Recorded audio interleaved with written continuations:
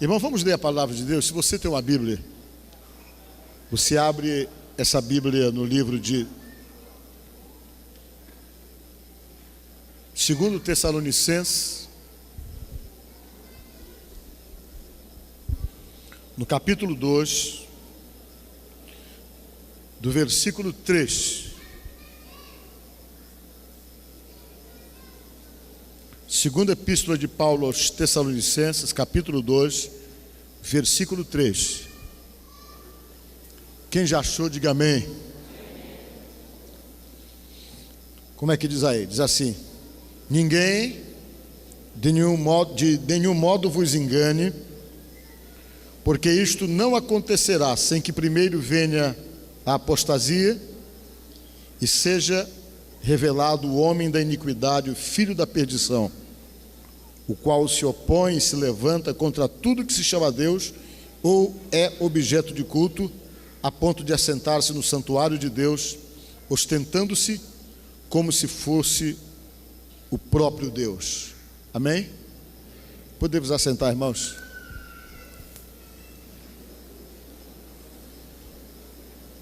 Eu quero nesta noite conversar com vocês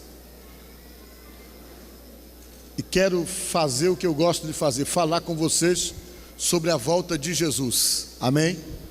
Quem quer que acredita que Jesus vai voltar, levante a mão. Você acredita? É muito importante sabermos disso, porque isso faz parte da doutrina da igreja do Evangelho Quadrangular, que é simbolizado por aquela coroa e a cor roxa, que significa o rei que vai voltar. Diga glória a Deus. O rei que vai voltar um dia. E vocês sabem que todos nós ficamos bem cheios de brincadeiras e gozações, e algumas pessoas com muitas expectativas, porque se falou muito durante esse ano de 2012 que o mundo acabaria em 21 de dezembro de 2012, não é isso? Foi feita uma interpretação do calendário maia, e através então dessa interpretação feita pelo calendário, se achava então que, claro, não nós, muitas pessoas esotéricas achavam que o mundo se acabaria em 2012, no dia 21 de dezembro, exatamente porque houve algum tipo de interpretação que fortaleceu muito esse pensamento, essa ideia, gerando essa expectativa muito grande com respeito ao fim do mundo. E eu me lembro que sempre, em todas as fases da minha vida, eu sempre fiquei sabendo que as pessoas sempre marcaram dias para poder Jesus voltar, ou para acontecer algum tipo de catástrofe, algum cataclisma desse tipo, né? E até hoje nada aconteceu, pelo menos da maneira como as pessoas costumam falar e gerar esse certo medo no coração de tantas pessoas. Mas o certo é que o mundo não vai acabar, pelo menos agora. Para o mundo poder acabar vai demorar muito, vai ser depois do milênio, depois que houver o julgamento final, o grande dia do juízo final, é que a terra vai ser queimada completamente, é o que diz a palavra de Deus. Mas enquanto isso não acontece, o que vai acontecer na verdade são alguns acontecimentos de ordem mundial, políticos, que vão mudar muito o comportamento das pessoas e vão estabelecer regimes nos quais nós seremos por demais penalizados se ficarmos aqui, segundo as advertências de nosso Senhor Jesus Cristo. E é sobre isso que eu quero falar para vocês, o que foi que falou o apóstolo São Paulo, um homem entendido, um homem compreendido, um homem que tinha uma experiência tremenda com o Pai. Ele chegou a recomendar e falar para os irmãos da igreja de Tessalônica, em todo esse texto que eu falei para vocês, exatamente sobre o que é que tem que acontecer para que Jesus Cristo possa voltar para levar a sua igreja, para arrebatar o seu povo, que é o que nós estamos esperando, que todo cristão espera, é o arrebatamento da igreja, que é uma das coisas que a Bíblia diz que vai acontecer, que Jesus Cristo falou que vai acontecer e que nós acreditamos que vai acontecer. Amém? O apóstolo São Paulo, ele percebeu que já naquela época, isso aí mais ou menos há quase 2000 anos atrás, há 1940 anos, mais ou menos, que aconteceu esse fato dessa conversa dele, 60 anos depois de Jesus. Ele já percebia que as pessoas criavam muita expectativa com respeito a esse dia. Já naquela época, nos primeiros séculos, no meio dos cristãos já havia essa expectativa e essa preocupação com a volta de Jesus.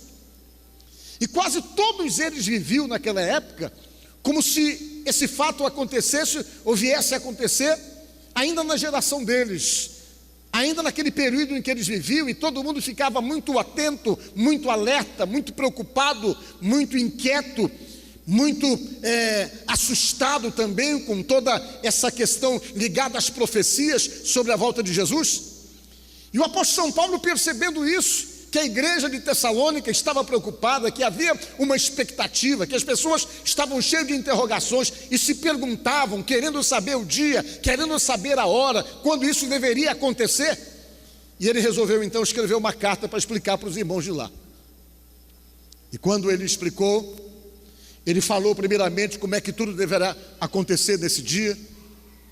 Disse ele que o dia em que Jesus voltar, que ele não vai descer aqui na terra, que ele vai nos esperar nos ares, e quando ele chegar nos ares, diz a palavra de Deus, que nós seremos transformados em glória, nós que estivermos vivos, mas que primeiramente vai ressuscitar aqueles que morreram em Cristo. Eles ressuscitarão segundo o que falou, ou que nos fala a própria palavra de Deus. E quando eles ressuscitarem, eles vão ganhar um novo corpo, um corpo que é chamado de corpo glorificado. Não é uma estrutura de corpo semelhante à sua, não é uma estrutura do corpo tendenciosa como a minha, como a sua, com tendências ao pecado, mas vai sermos então, cada pessoa nós vamos ser simplesmente transformados em glória, para poder ir a esse encontro com Jesus. E primeiro quem vai ganhar esse corpo, segundo diz a palavra de Deus, são aqueles que morreram em Cristo, que vão ressuscitar, ganhar um novo corpo e se encontrar com Jesus nos ares. Diga glória a Deus. E depois então que isso acontecer, nós que estivermos vivos, seremos transformados e seremos levados e arrebatados, como que num abrir e fechar de olhos, diz a palavra de Deus. Nesse tempo em que você pisca, que é um tempo milésimos de segundo, disse o próprio Jesus, e diz a palavra de Deus, que nesse tempo tão rápido, nesse milésimo de segundo, tudo vai acontecer e nós seremos levados, segundo o que diz a própria palavra de Deus, para irmos ao encontro de Jesus nos ares. E depois que encontrarmos com Ele, nós vamos para um lugar. Um lugar. Nós não sabemos onde é esse lugar, mas deve ser um lugar bem parecido do lugar onde nós vivemos, eu acredito assim. Esses dias mesmo, agora essa semana, saiu uma notícia a nível mundial. Os cientistas descobriram que existem 17 bilhões de planetas iguais ao nosso em condições de haver vida. Vocês entenderam? 17 bilhões. Olha como o universo é muito grande. A cabeça da gente não consegue acompanhar essas coisas. Como é que pode? Nós estamos aqui numa terra que é redonda, nós não escorregamos dela, ela está rodando aqui no meio do nada, alguns planetas mais ou menos próximos, e se diz que existem outros sistemas solares, e que a nossa mente alcança, ou que a nossa visão alcança, é até o Plutão. E depois de Plutão existe um vazio que tem mais coisas acontecendo ainda, e a nossa cabeça é pequena para poder assimilar todo esse universo tão imenso, onde nós vivemos e onde nós estamos. E sai essa notícia do meio científico, dizendo que existe 17 bilhões de planetas semelhantes ao nosso, que tem possibilidade de existir vida, ou que tem condições de abrigar uma vida humana. E você para e pensa, o que é que vai acontecer? A Bíblia diz que Jesus vai nos receber nos ares, e depois que Ele nos receber nos ares, Ele vai nos levar para um lugar. Nós não sabemos para onde é esse lugar. Nós sabemos que existe um lugar. Sabe por que existe esse lugar? Porque no último momento de Jesus com os seus discípulos, quando Ele deu as últimas orientações, que Ele teve praticamente a última conversa de corpo presente, juntamente com os seus discípulos, lá no alto do Monte das Oliveiras, a palavra de Deus nos fala que de repente Ele começou a subir, e as pessoas que estavam lá em cima do monte ficaram parados, olhando para Ele, sendo levado para os céus, levado para os altos. Ele foi oculto pelas nuvens, e eles ficaram olhando, impressionados com tudo aquilo que estavam vendo. E diz a palavra de Deus que de repente 2 anjos desceram e disseram assim: por que, varões galileus, vocês estão olhando para o céu tão espantados, tão atônitos diante de tudo que vocês estão vendo? Eu quero que vocês saibam, disseram os anjos, que da mesma forma como vocês estão vendo ele subir, da mesma forma um dia ele vai voltar, disseram os anjos do Senhor. Glória a Deus. E o que vai acontecer é exatamente isso. Nós vamos ser levados, segundo a palavra de Deus, seremos levados para participarmos de uma festa chamada de a Grande Bodas do Cordeiro. Uma festa junto com Jesus que vai durar 3 anos e meio, onde cada pessoa vai receber o seu galardão. A palavra galardão significa salário. Tudo aquilo que você fez para Deus com amor, tudo aquilo que você fez para Deus com o intuito realmente de agradar a Deus, qualquer trabalho, qualquer coisa que você foi desprendido unicamente para fazer em prol do reino de Deus, das coisas de Deus, a Bíblia afirma e garante que você vai ser recompensado por isso. Nós seremos levados para esse lugar, segundo a palavra de Deus, para que as nossas obras sejam provadas. Se as nossas obras forem aprovadas, nós receberemos galardão. Mas se elas não forem aprovadas, nós não receberemos galardão. Porém, nós não perderemos a nossa salvação, segundo o que diz a própria palavra de Deus. Por quê? Porque a obra de cada um de nós, segundo a Bíblia, tem e deve ser provada, para que Deus realmente saiba, através dessa prova, qual foi a motivação que nos levou a fazermos algo para Deus. Por isso que ela tem que ser provada. Porque se você fez qualquer coisa para Deus por vaidade, você não vai ter recompensa. Se você fez qualquer coisa para Deus para chamar atenção, para aparecer, não vai ter recompensa. Se você tocou para Deus com o intuito de glorificá-lo, de bendizê-lo, você vai ter recompensa. Mas se você tocou ou cantou para Deus com o intuito de querer ser artista, não vai ter recompensa. E a obra de cada um vai ser provada. Tudo que você fez para Deus, ou na obra de Deus, Deus vai ter que provar cada uma dessas obras para saber exatamente qual foi a motivação. Se foi uma motivação pessoal, com intuito pessoal, de se beneficiar pessoalmente, isso não vai dar direito de galardão. Mas se você esteve envolvido com Deus e com a obra de Deus, com o intuito de fazer para Deus e para glorificar a Deus, você será recompensado, segundo o que diz a própria palavra. E diz a Bíblia que nós vamos ficar lá durante 3 anos e meio, sendo recompensados. E nesse período, enquanto nós estamos lá, diz a palavra de Deus que o mundo vai estar na grande tribulação. Só que na tribulação, quem é de Jesus não vai estar aqui. Só que na tribulação, tem muita gente que vai ficar mesmo crendo em Jesus. Pelo menos é isso que diz a palavra de Deus. Lá em Apocalipse, João falou: Senhor, de onde é que vem esses aí, Senhor? Diz lá em Apocalipse que era um número incontável de pessoas, de todas as tribos, línguas e raças. E quando ele perguntou: de onde é que vem esse povo? E Jesus respondeu: esses aí são aqueles que vêm da grande tribulação.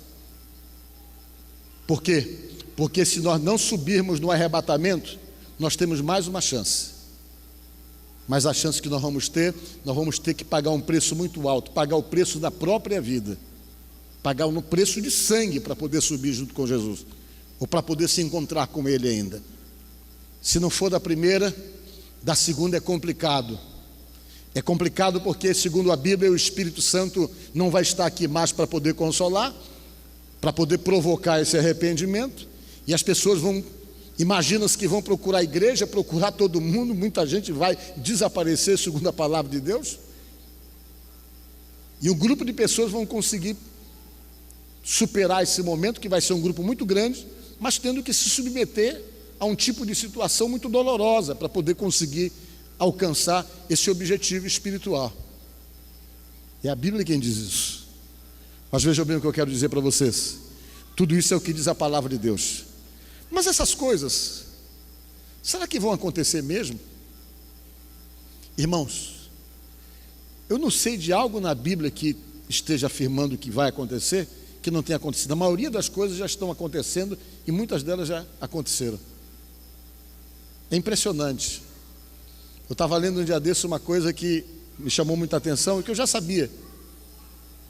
O Galileu, grande Galileu, cientista, conhecido, físico, astrônomo, ele quase que é executado, queimado vivo, só porque ele falou que a Terra era redonda e que não era o centro do universo.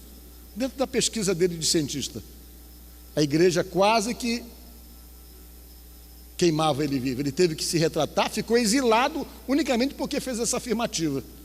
Quando você olha na Bíblia, a Bíblia já fala, no livro do profeta Isaías, já fala que a terra é redonda há muito tempo, diga glória a Deus. Antes de Galileu existir, a Bíblia já fala que a terra era redonda, porque o livro do profeta Isaías foi escrito 700 anos antes de Jesus Cristo vir ao mundo. Então a Bíblia já afirmava isso, que a terra era redonda, diga glória a Deus. Vocês querem saber onde é que está escrito isso? Para você mostrar para alguém? Deixa eu procurar aqui para você rapidinho. Então o que a Bíblia fala sobre esses acontecimentos, todos eles praticamente estão se confirmando. É Isaías capítulo 40, versículo 22. Vamos ver aqui se é verdade isso mesmo. Como eu falei para vocês, o livro do profeta Isaías foi escrito, quantos anos? 700 anos antes da vinda de nosso Senhor Jesus Cristo à terra. O livro do profeta Isaías foi escrito. Ele é o que está sentado sobre a redondeza da terra, cujos moradores são como gafanhotos. É ele que estende os céus como cortina e desenrola como tenda para neles habitar. Diga glória a Deus. Vocês viram? Isso aqui foi escrito 700 anos antes de Jesus. O pessoal querendo matar o sujeito lá porque falou que a terra era redonda, e Isaías já tinha falado isso. Olha como Deus tem controle da ciência, tem controle de todas as coisas. Vocês estão me entendendo? Quem está entendendo, diga amém. Então, quando você começa a ler a Bíblia, você percebe, por exemplo, que tudo aquilo que a Bíblia fala sobre os últimos acontecimentos estão se cumprindo cada um. Recentemente nós ficamos impactados com alguns tsunamis que têm acontecido ultimamente no Pacífico, no Mar Índico, ou no Oceano Índico, parece-me. Coisas que nós não tínhamos conhecimento. Recentemente aquele tsunami que aconteceu no Japão espantou todo mundo, outro que aconteceu lá na ilha de Sumatra, outro que aconteceu aqui bem próximo no Chile. E quando você vai ler a Bíblia, você percebe que esses fatos é alguma coisa já previsto, porque diz a palavra de Deus lá em Mateus que nós ficaríamos simplesmente abismados e espantados com o bramido do mar. E toda essa manifestação do bramido do mar, segundo o que falou o próprio Jesus, deveriam acontecer exatamente próximo da volta de Jesus, que seriam praticamente as primeiras dores, fatos que deveriam anteceder a volta de Jesus e que deveriam então nos chamar a atenção e acender o nosso botão de alerta que nós estamos vivendo realmente os últimos dias. Você pode perceber que esses acontecimentos que foram previstos por Jesus, como o princípio das dores, guerras, rumores de guerras, tremores de terra, fome, degradação moral, em todos os sentidos. Você vê exatamente esses sinalizadores falados por Jesus, no sentido com relação aos cataclismas que deverão acontecer na terra. Mas você vê também o apóstolo São Paulo falando em Timóteo dos outros sinalizadores esses que são percebidos no comportamento humano, na maneira das pessoas agir. Quando Paulo disse que nos últimos dias as pessoas seriam ingratas, que as pessoas seriam implacáveis, seriam realmente desobediente a pai e mãe, e tudo aquilo que nós estamos vendo hoje em termos de violência, em termos de agressividade, em termos de desrespeito ao próximo, da falta de amor, da maneira como as pessoas agem e matam por nada, tudo isso está previsto na Bíblia e é apresentado na palavra como o princípio das dores. Eu sei que todos vocês aqui assistem televisão, jornal. ultimamente a gente anda tão espantado com a violência em São Paulo. As pessoas estão matando por nada. Essa semana mesmo, uma mulher grávida foi morta por nada, ela estava rendida já, não esboçou nenhum tipo de reação. E o sujeito, numa frieza, simplesmente atirou na mulher de uma maneira violenta. Todos nós estamos sujeitos a isso. O mundo se modernizou, o mundo é moderno, o mundo tem a informação tão ligeiro por conta da velocidade da internet, mas os homens continuam, parece que mais violentos e mais agressivos e obsessivos na sua maldade hoje, nos dias atuais em que nós estamos vivendo. E tudo isso é sinalizador, tudo isso são coisas que estão previstas na Bíblia.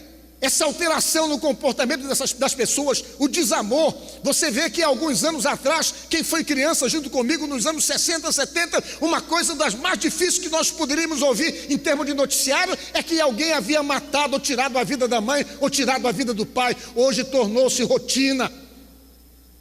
Constantemente você está ouvindo: fulano matou o pai, fulano matou a mãe. E você percebe isso quando Paulo falou que são acontecimentos que, segundo Paulo, são acontecimentos do fim.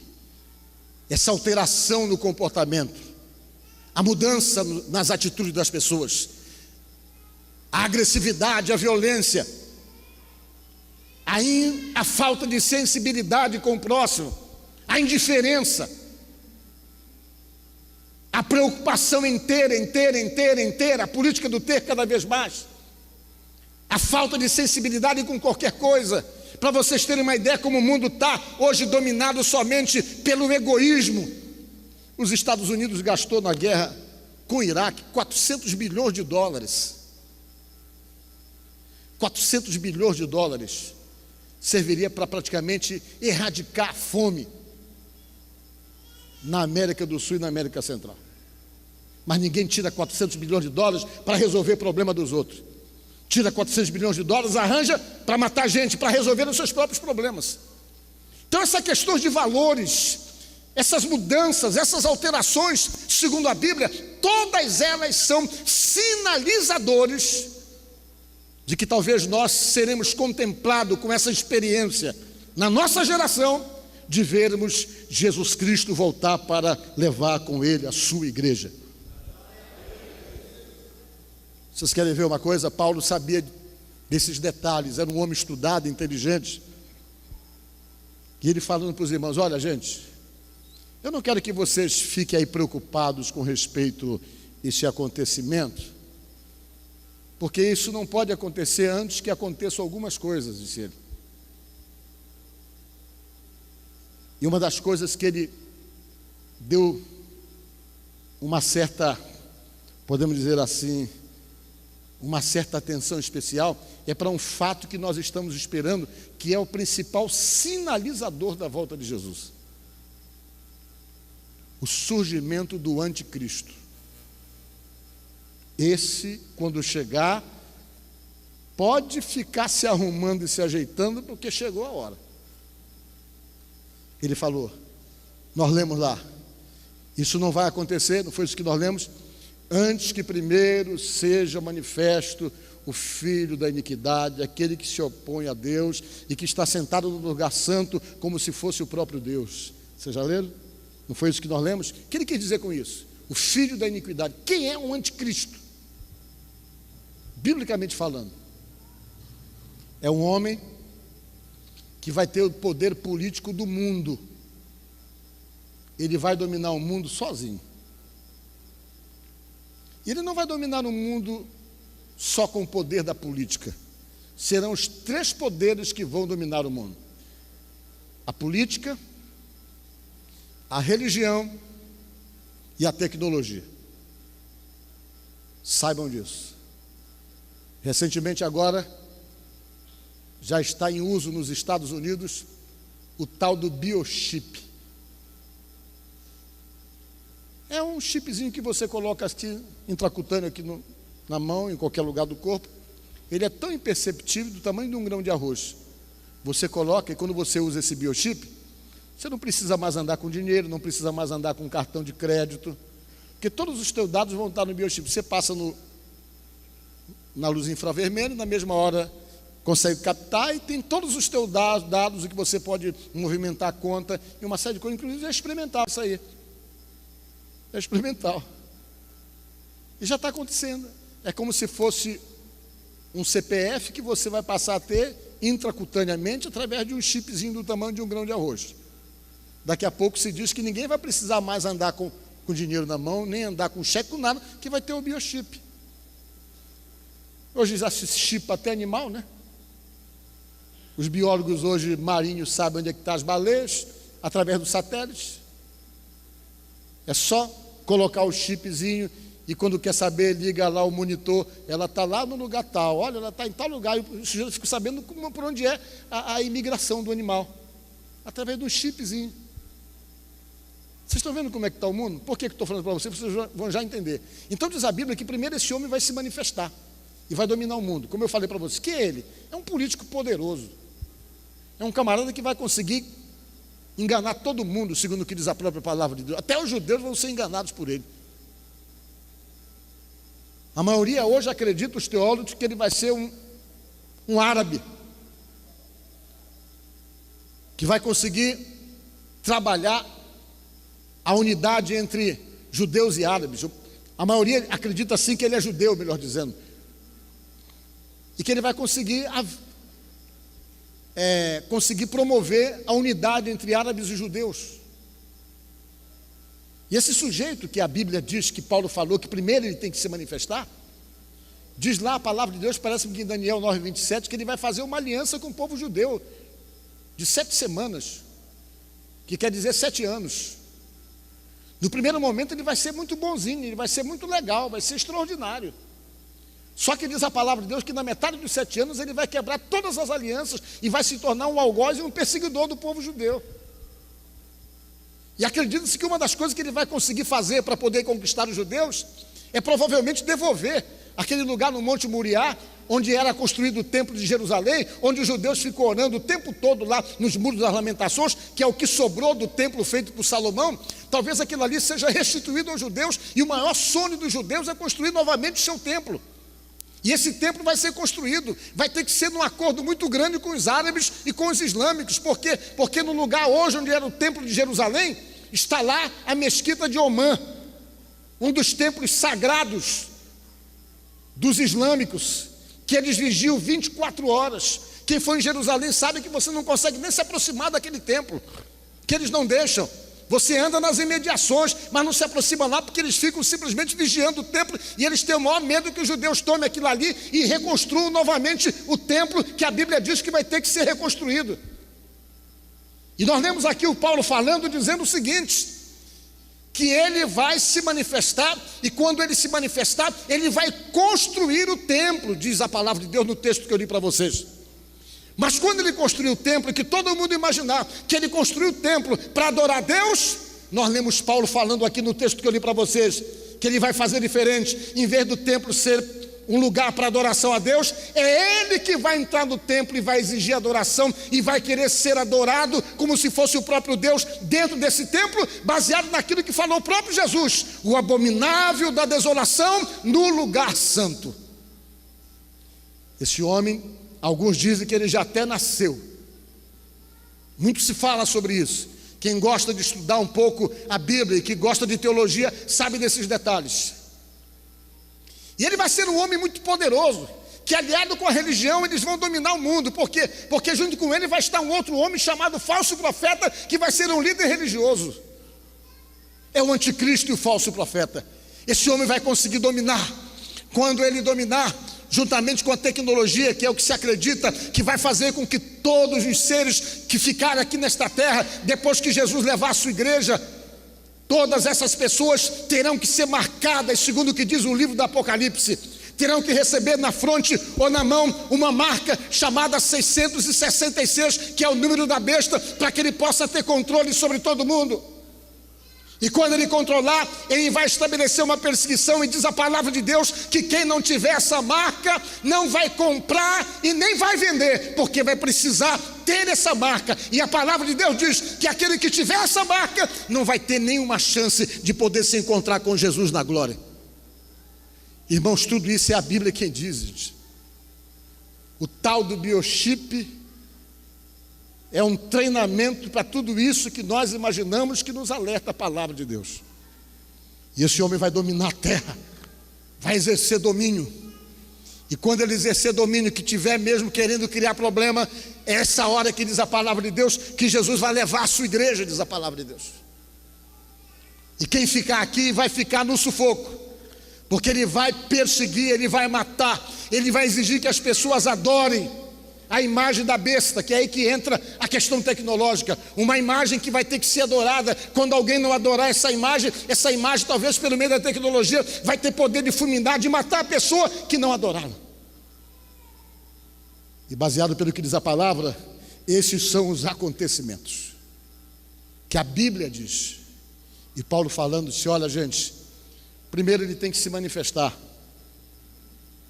e tem que acontecer uma outra coisa, a apostasia, que é o que está acontecendo hoje. O que é apostasia? É um abandono da fé. O que você vê de pessoas que disseram, eu já fui de Deus, eu já fui de Jesus, eu não sou mais e tal, e que abandonam a fé, é muito grande. Segundo os dados do IBGE, 2,6%, em torno de 3 ou 4 milhões de pessoas só no Brasil. Se você vai na Inglaterra, você vê que esse número é maior ainda. Se você vai na Europa, você fica espantado em ver tantas igrejas, como acontece em Londres, que são lojas de departamentos, que são boates, que são templos budistas, templos hindus, mas que não tem lá um lugar, que não é mais um lugar onde se adore o Deus vivo, onde se adore Jesus Cristo. A apostasia, que fala a palavra de Deus, que seria um sinal para todo esse acontecimento. E quando isso acontecer, irmãos, não tem como escapar da realidade das coisas. Vai ser tão rápido, disse Jesus. E ele disse assim, falando de uma profecia cumprida duplamente.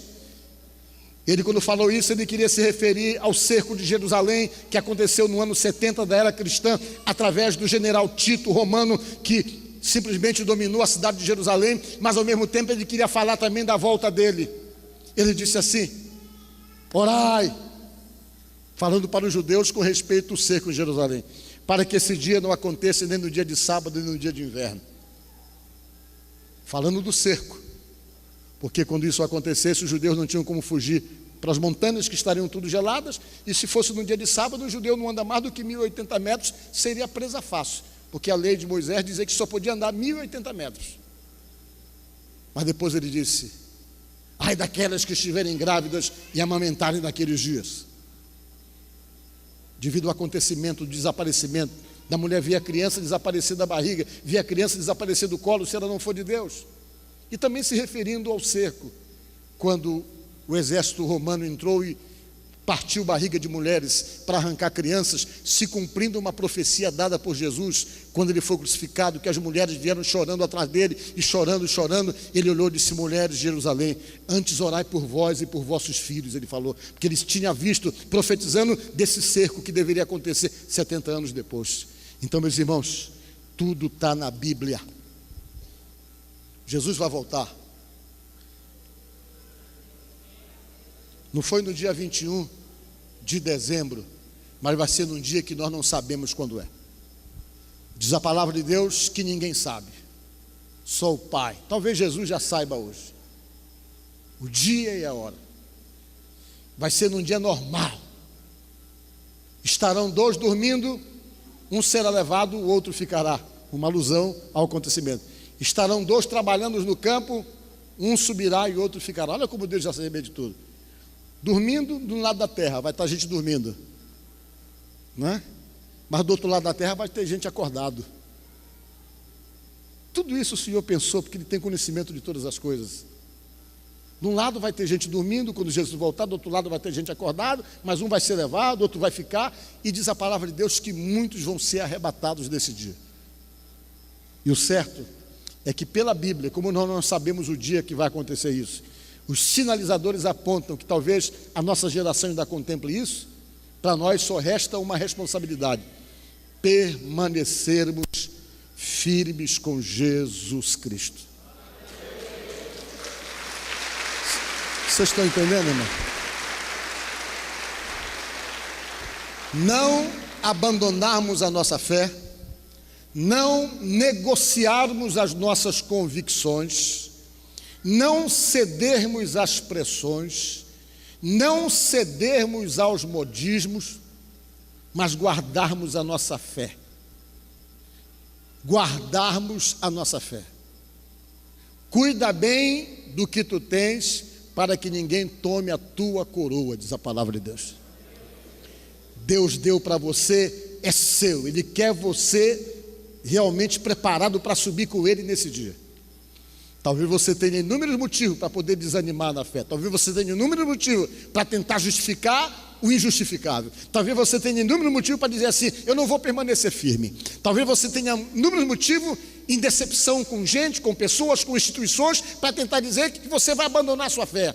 Mas eu posso dizer uma coisa: você pode ter motivos humanos, você pode ter motivos gerados por pastores, você pode ter motivos gerados por irmãos, você pode ter motivos gerados por instituição. Mas uma coisa eu posso garantir e afirmar para você: Jesus não dá motivo para você abandoná-lo. Por quê? Porque Ele tem sido perfeito, justo com você, ama você e pagou um preço para que você pudesse subir com Ele no grande dia em que Ele vai levar o seu povo, em que Ele vai levar a sua igreja. Ele não dá motivo para você. Então nesta noite eu estou pregando isso para você, para dizer o seguinte: permaneça firme, esteja com Jesus, porque isso é um fato, esse acontecimento é bíblico. Quem crê em Jesus tem que acreditar nisso, senão não tem sentido de nós crermos em Jesus. Isso é a doutrina da palavra de Deus, é aquilo que move as nossas vidas, é aquilo que sustenta a nossa esperança e as nossas convicções, a certeza de que somos salvos em Jesus, e a certeza que nós não ficaremos sozinhos, que um dia Ele vai nos levar junto com Ele. Essa é toda a garantia, a segurança e a certeza de quem segue a Jesus. É por isso que nós não podemos brincar de fé, brincar de religião, brincar de igreja, brincar de nada. A vida com Jesus é coisa séria, é compromisso, é responsabilidade. Por quê? Porque existe recompensa para nós. Nós seremos levados um dia, segundo o que diz a palavra de Deus. E eu acredito, por isso que eu sou seguidor de Jesus. E você precisa ter essa mesma convicção, essa mesma certeza, que nada venha abalar a sua fé, que nada venha abalar as suas convicções, mas que você seja movido por tudo aquilo que Jesus Cristo prometeu para você. Diga glória a Deus. Ele vai voltar, segundo o que diz a própria palavra de Deus. Os anjos falaram, da mesma forma como vocês estão vendo Ele subir, um dia Ele vai voltar, falaram os anjos. E eu creio que Ele vai voltar. E se nós não estivermos aqui no dia em que Ele voltar para sermos arrebatados, tenha certeza que seremos ressuscitados, e todos nós nos encontraremos para nos encontrarmos com Ele e irmos para um lugar juntamente com Ele, como diz a própria palavra de Deus. Então que essa seja a sua convicção, a sua fé, algo que você não venha negociar nunca. Jamais negociar essas convicções nas promessas da doutrina da palavra de Deus, mas se firmar nisso e se sustentar nisso, sabendo que você está aqui para servir a Jesus. Você tem que botar isso na cabeça, que você está aqui para servir a Jesus Cristo. Por quê? Porque só Ele pode te dar vida eterna, e só Ele pode te levar para junto com Ele um dia em que Ele voltar para levar o seu povo. Portanto, pense nisso, e que Deus possa nos ajudar, nos sustentar e nos firmar cada dia, para que seja o momento que for, nós temos essa certeza que nós estamos tranquilos, porque é com Ele que nós vamos subir. Diga glória a Deus. Que Deus te abençoe. Olha, você não imagina o quanto eu desejo que Deus tenha falado com você através dessa pregação, essa mensagem que você acabou de ouvir e de assistir. Que Deus possa te abençoar grandemente. Se Deus de fato está falando com você, se as pregações feitas em nosso programa têm falado ao teu coração, têm te ajudado, entre em contato conosco. Nos mande uma mensagem de texto pelo celular. Nosso DVD é 98 e o telefone é 81 11 0198. Ou mande um e-mail para prpauloguilherme@hotmail.com. Vou ter uma satisfação tremenda de poder conversar com você e poder continuar orando por você também. Tá certo? Vamos fazer uma oração. Senhor, nosso Deus e nosso Pai, no nome de Jesus Cristo, eu oro por essa pessoa que está me assistindo agora. Que a tua bênção venha sobre essa vida, que os teus milagres aconteçam na vida dessa pessoa, todos os problemas, todas as dificuldades que porventura essa pessoa esteja enfrentando em sua vida, meu Pai, que essas dificuldades sejam repreendidas e que essa pessoa seja abençoada por Deus, sustentada por Deus e fortalecida pelo nosso Deus, no nome de Jesus, assim seja. Amém e amém. Amém? Muito bom poder ficar com você e até o próximo programa, tá certo? Fica com Deus. Eu te agradeço, Deus, por se lembrar de mim e pelo teu favor, o que me faz crescer. Eu vivo pela fé e não vacilo. Eu não paro, não desisto. Eu sou de Deus, eu sou de Cristo. Você mudou a minha história e fez o que ninguém podia imaginar. Você acreditou e isso é tudo. Só vivo pra você. Não sou do mundo.